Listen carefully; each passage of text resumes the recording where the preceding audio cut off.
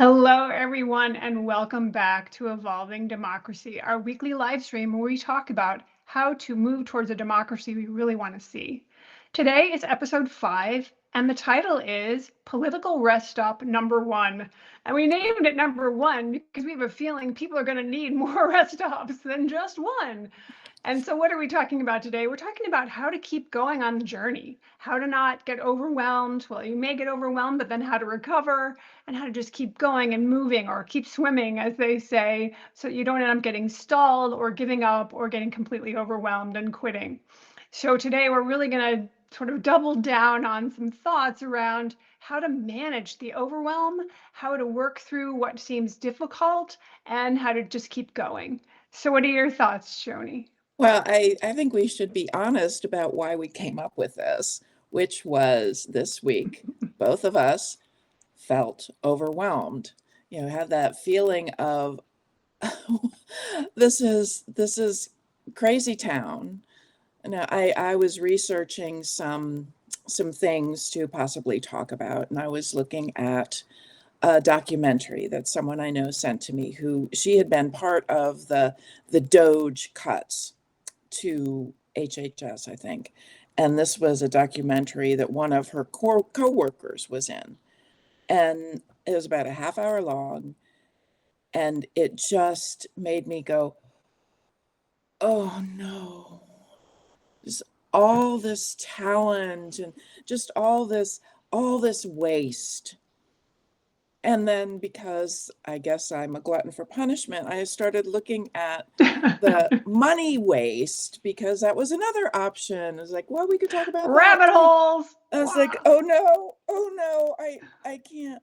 I'm overwhelmed and feeling not quite hopeless. I don't like going to hopeless, but just feeling, how do we keep doing this?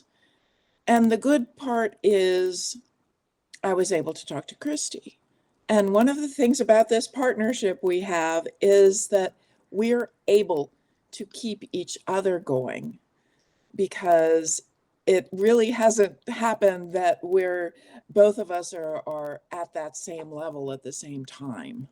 It was pretty close this week, which is why we're having this. Because to segue over to my side, I watched a webinar with Ruth Ben Ghiat and I think he's a former FBI guy. Very good, very knowledgeable, but it was so depressing. I mean, I normally stay in the optimistic place, but when I watched it, I was like, oh no.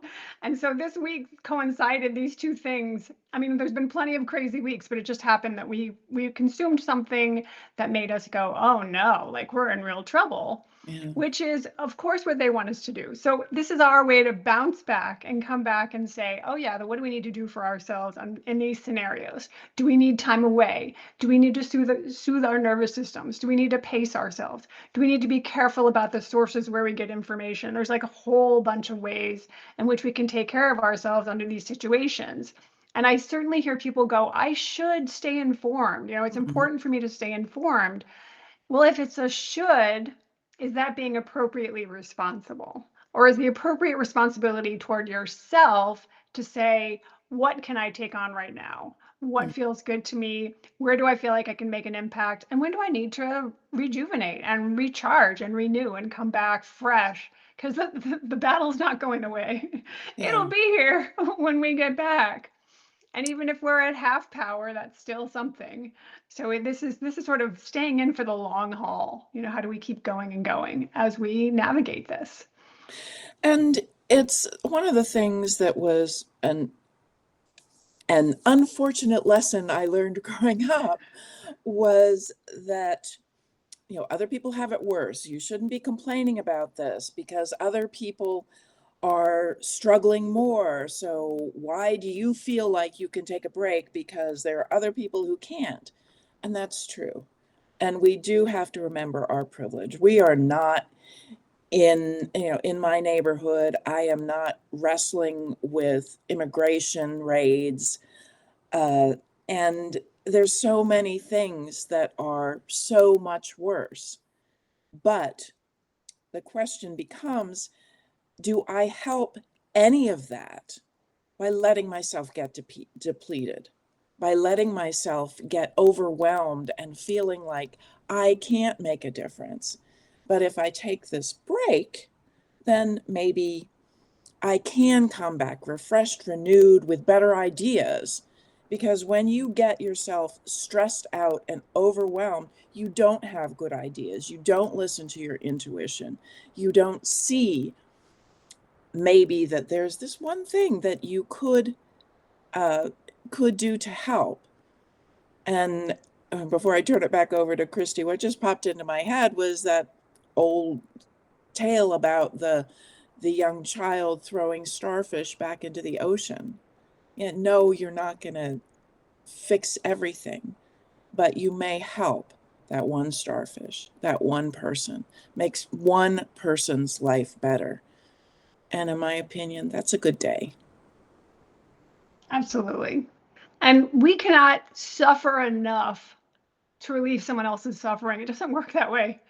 To relieve suffering in general, we have to do what we need to do for ourselves as best we can, bearing in mind that we are privileged from the perspective that there are people that are suffering more. And for us to be able to stay with where can I make the biggest impact? How do I stay the most present with what's going on? How do I not fight reality from the perspective of like, this is actually happening? You know, that's part of where our stress comes from. Is like, this can't be happening, and this is bad, and this is wrong. Oh no. It's like, yes, it's awful, but it is happening. If you can acknowledge that it's happening and then say, and what can I do to Mhm. make a future better so that that reality, I won't want to be fighting that reality. I might be like, oh, wow, this is so much better than it was before. That I think is really about this renewal of how do we keep coming back by saying, all right, this is the current circumstances, don't love them at all, but I can see over here there's something I really do want, and just keep focusing on what even micro movement we can make toward that. And sometimes a micro movement is going to be rest or calling a friend or bookmarking something because you don't feel like you can read it now, but you will read it later. It's sort of a commitment to yourself that you're going to be the best steward of your energy in order to be as effective as possible in this ongoing craziness. Well, and it also comes down to, do I have to know? Like I got this book from the library a couple weeks ago that was talking about Christian nationalism starting in the 1940s, I Oh, started, and I was reading it and I started getting so angry.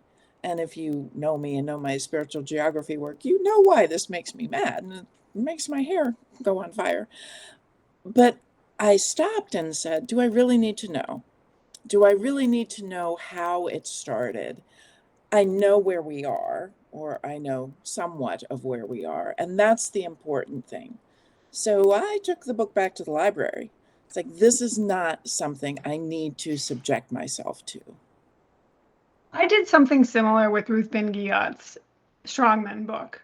She's written a book all about different dictators over the years.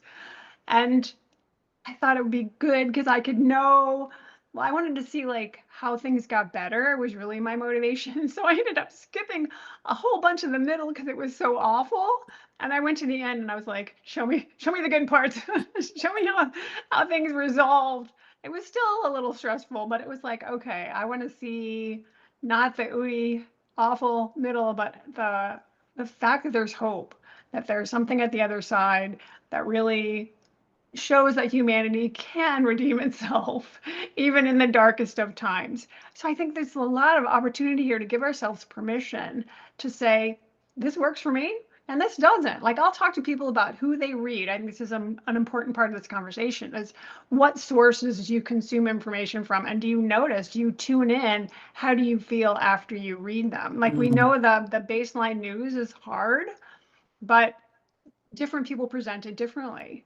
And so some of those sources I just cannot listen to. People that just want to stoke the fire and like you should be terrified. Like, okay, I don't need that stoked. I can do that on my own.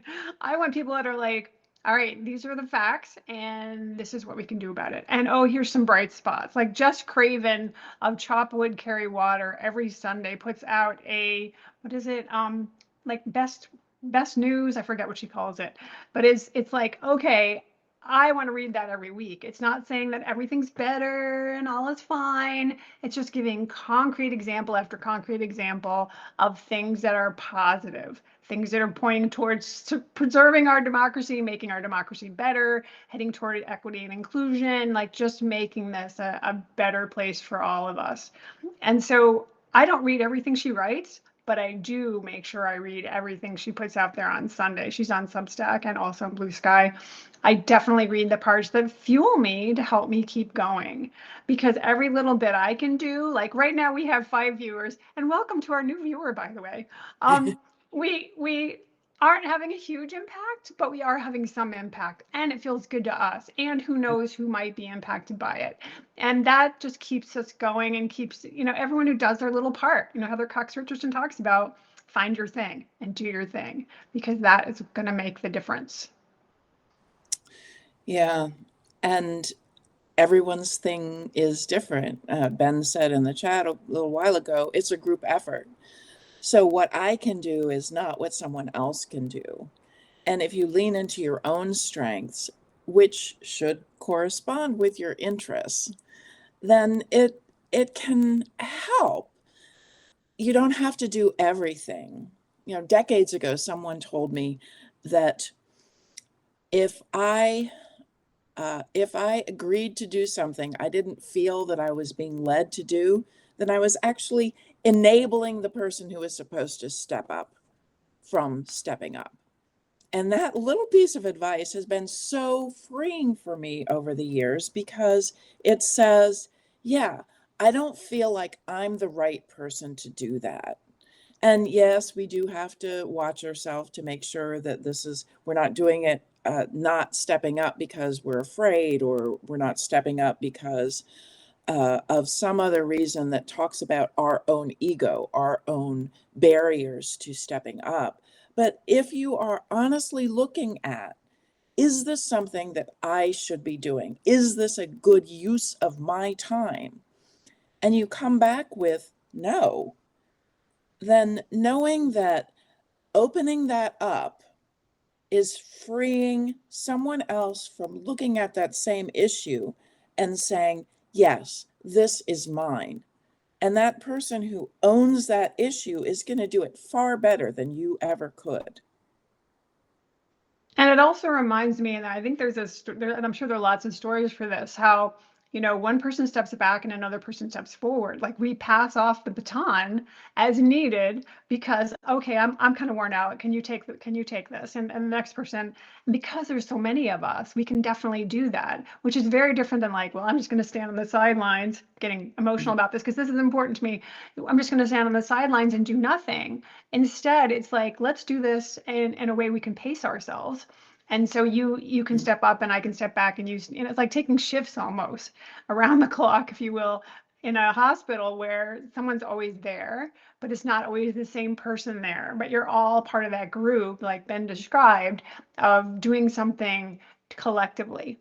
Which the more people we have, obviously, the more we can do that shifting as needed.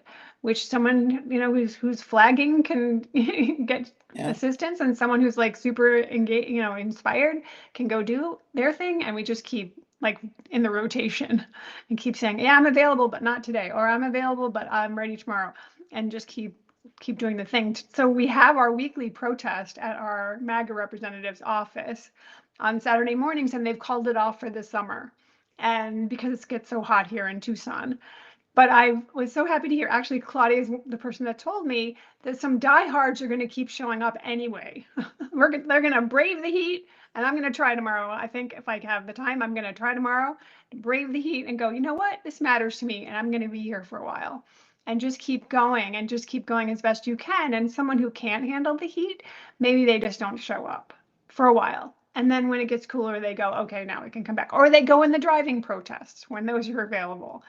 So this is like, can we be really creative? I love that part of what's going on with this. How can we be really creative to solve problems, to figure our way through, to support each other, to be as positive and resolute as possible as we keep moving forward and moving forward and using every tool we can to support us as we do this. This is creative times. I do love that part. And we call this rest stop, and we numbered it because we imagine we're going to be doing more of these because it's important for us to remember to breathe. Uh, and in thinking about this, I thought about my own road trips. And I drive from Maryland to Michigan nearly every summer. And some of the rest stops are not very restful. They're just a place to pee and to, sell junk food. Never thought I'd heard that phrase on our live stream. But yes, carry on. Um, but then once I cross from Ohio into Michigan, the rest stops are restful. They're in nature. So there's shade, there's trees, there's green. They're not huge. They're more frequent. And that sense of being able to stop with some regularity and know what feeds your soul.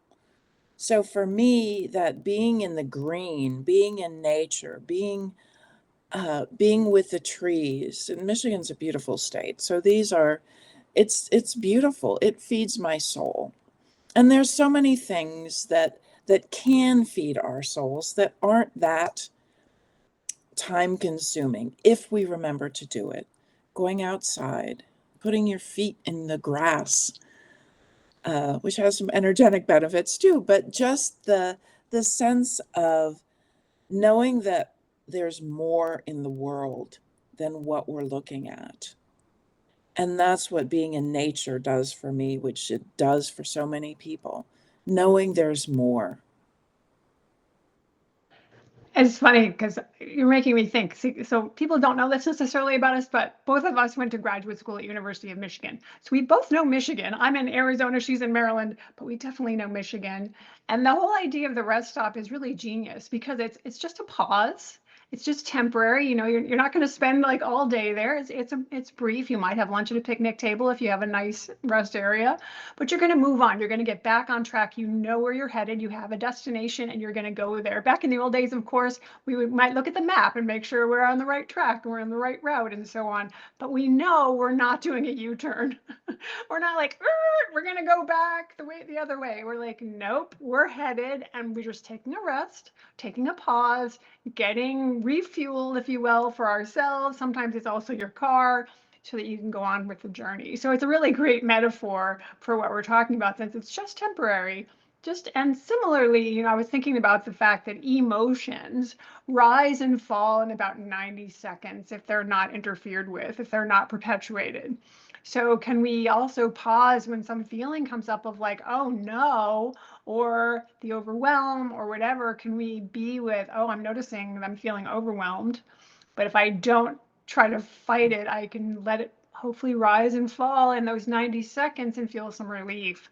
Some of this is really nervous system regulation around, what can I do for myself in the moment just to keep going on, just to keep showing up for life, much less for political life, which is a totally different beast, of course. Yeah, I think we're on to something here. Well, and it's Christy talked about some of the people she gets information from and finds helpful.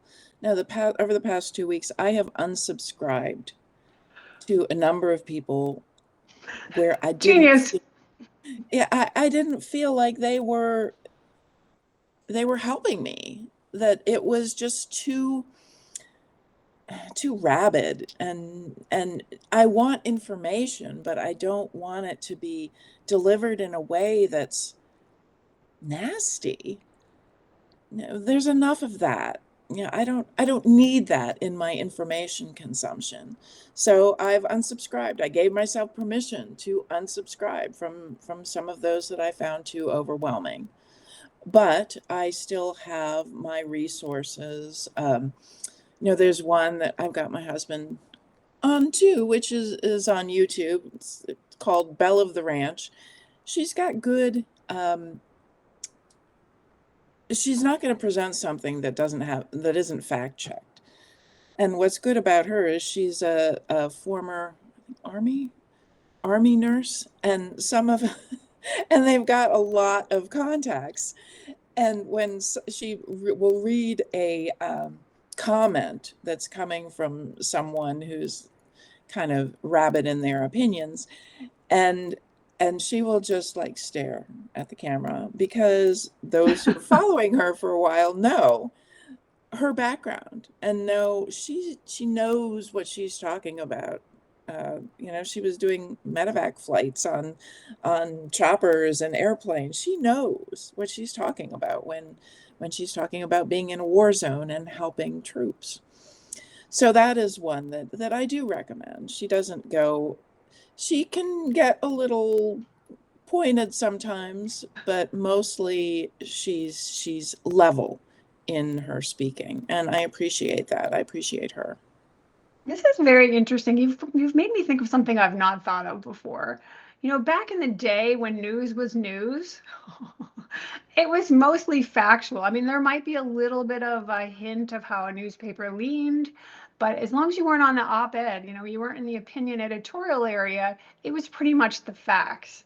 And now there's so much skew and so much bias and so much, I don't know, trying to make things more impactful, like you want more viewers, you want to be an influencer, whatever. There can be this like sense of sensationalism. And how many times have you seen the headlines that are like, something radical happened, you have to go see this, and you go look and you're like, oh, clickbait, like that click. Whoever heard of clickbait? I mean, you didn't get newspaper bait. Oh, I accidentally bought the wrong paper because I fell for this. I mean, yeah, they were crazy, weird little magazines and stuff, but for the most part, news was news. And so now we have to add our own discernment around, is this legitimate, first of all? Is this helpful for me and my nervous system? And then how much of this do I need to consume? Because when you think about it, many people are reporting the same things with a slightly different twist. Do I need to hear it 5 times? Or is once or maybe twice sufficient to get me what I need to know? And do I need to know every nuance in order to say, Saturday I'm going to protest. This week I'm putting up the signs in my yard that say the candidate I want. The things we're doing probably aren't a direct response to everything that hits the news because we don't have that role. If you're a lawyer who does litigation and you know something's probably coming and you've prepared everything so you can file immediately, all right, you're on the front lines. But for most of us, we're going to do smaller, more measured, more paced sort of things that we can do on our own time, on our own leisure. We don't have to be like, oh, I have to do the thing right now. Sometimes they want you to call your reps right away or whatever, but my rep is utterly unresponsive. So I don't really feel that compelled anymore because he's just going to send me a lying letter back about how wonderful he is. So but that reminds me, I sent Joni a video from our Secretary of State here in Arizona. There is some Arizona stuff in it, but this guy is like a super optimist. It's great. He's like, this is an opportunity. I'm so excited to be part of making history. Like, oh, okay. I want whatever you're drinking because it's really good. And he's very enthusiastic and he's very upbeat about where we are and what we're doing. Well, he said yesterday when I listened to it, it was last week that it was broadcast, but I listened to it last week or yesterday, and he's like, the representative we want, Joanna Mendoza, he's like, he basically said she's going to trounce our guy, is his prediction. I'm like, yes, I'm so happy. Like, you just made my day. I like to hear that because, like, okay, that'll keep me going for a while. That's the thing. I think some of these are like, where can you get a shot in the arm? That'll be part of what helps keep you going by being able to be enthused and excited about something, which then keeps you going, keeps the momentum Well, going. about someone too. We can find even in politics, we can find people that we can get behind. We can find in the activist space, we can find people that we admire, that we respect. And keeping our eyes on that, there are good humans working on this. Mm, so many. Yeah, and another thing that Heather Cox Richardson says is that the people who were making history, I don't know if this is her or Joanne Freeman, people who were making history didn't know they were making history, really.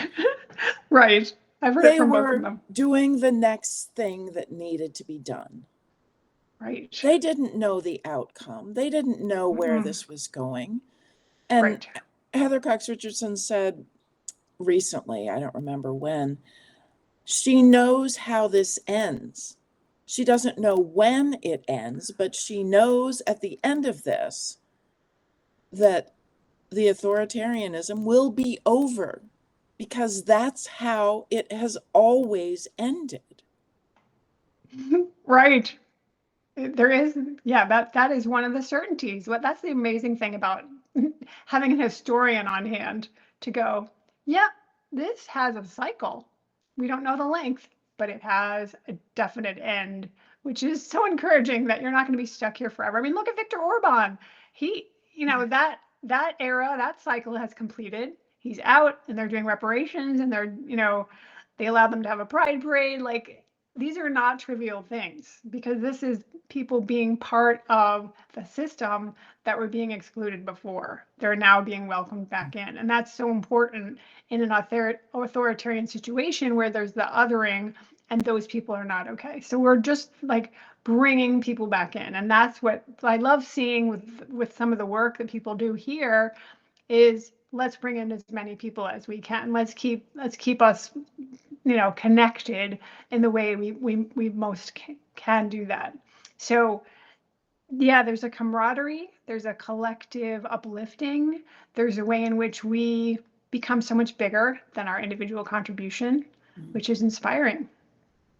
And we each are growing and learning through this too.